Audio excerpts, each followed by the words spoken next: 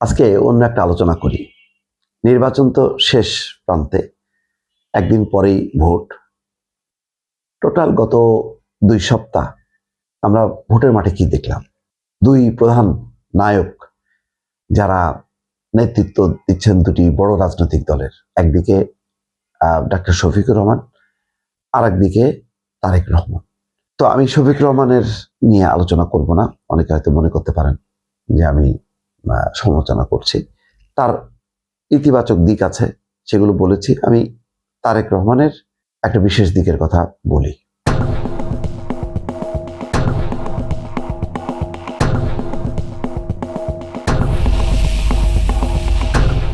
কালকে আমি একটা টক শোতে ছিলাম, সেখানে বলছিলাম যে আমি নিজেও প্রতিদিন 10টা-12টা কন্টেন্ট বানাই। শরীর ভালো থাকলে হয়তো 15টা 20টাও করি।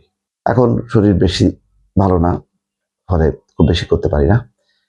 তো আমি দেখেন আপনাদের সামনে যখন কথা বলছি, কিভাবে কথা বলি, বসে বসে কথা বলি। যখন টেলিভিশনে কাজ করতাম তখনও বলতে গেলে টক শো করতাম বসে বসে। কেবলমাত্র যখন আমি রিপোর্টার ছিলাম তখন আমি মাঝে মধ্যে পিটিসির যখন কথা বলতাম ক্যামেরার সামনে দাঁড়িয়ে, তখন হয় দাঁড়াতাম অথবা একটু মুভ করতাম।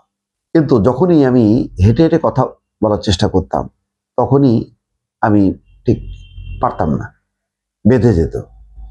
আমি খেয়াল করছি তারেক রহমান বাংলাদেশের রাজনীতিতে অন্যরকম একটা ধারার সূচনা করলেন।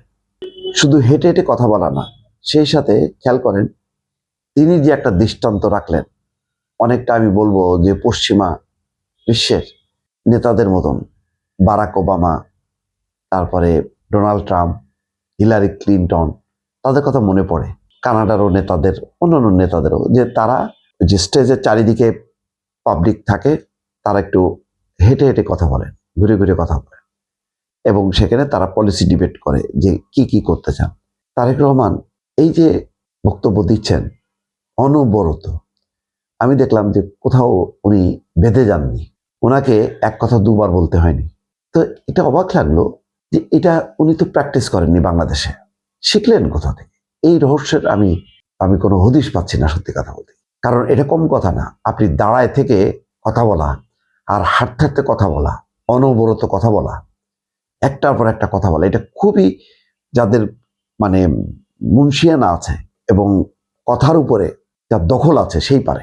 তারেক রহমান এটাও একটা বিস্ময় যে তিনি এই স্টাইলটা কোথা থেকে রপ্ত করলেন।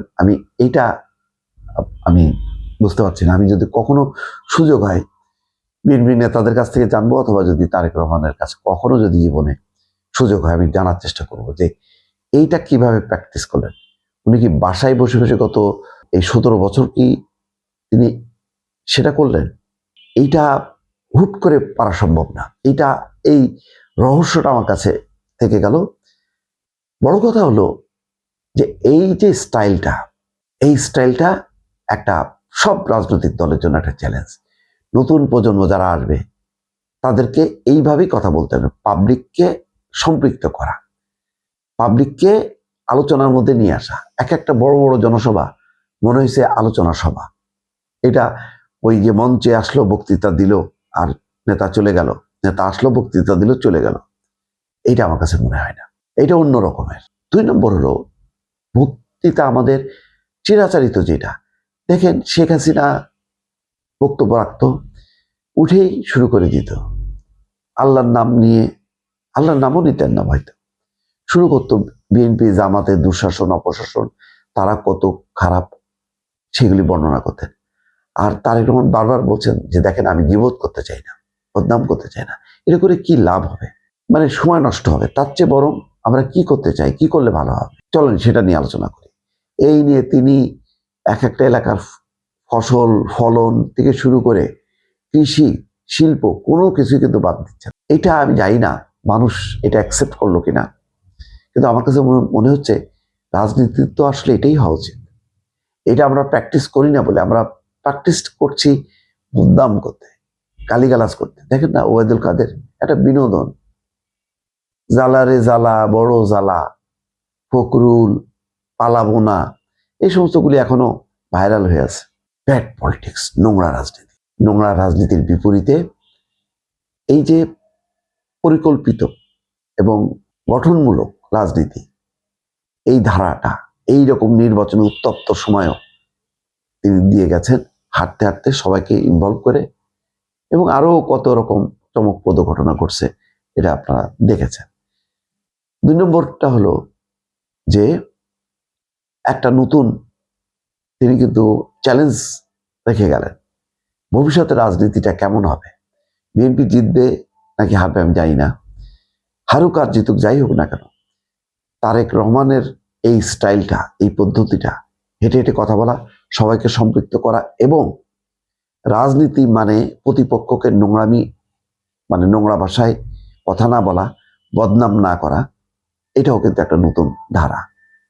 দেখেন, কিছু কিছু ক্ষেত্রে তিনি বলেছেন, যেমন গুপ্ত সুপ্ত, তারপরে 71-এর প্রসঙ্গ এসছে, সেটাও কিন্তু হয়তো আসতো না যদি জামাত অকৃতজ্ঞের আচরণটা না করত।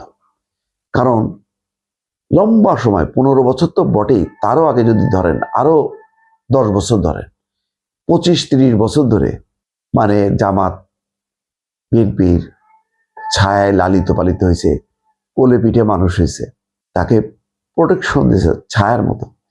সেই জামাত, যারা জোট সঙ্গী, আন্দোলন সঙ্গী, সরকার সঙ্গী, সেই কথা যদি বলে যে এরা দুর্নীতিবাজ, এরা ফ্যাসিবাদ, এদের মতন আর খারাপ হয় না, দুঃখজনক।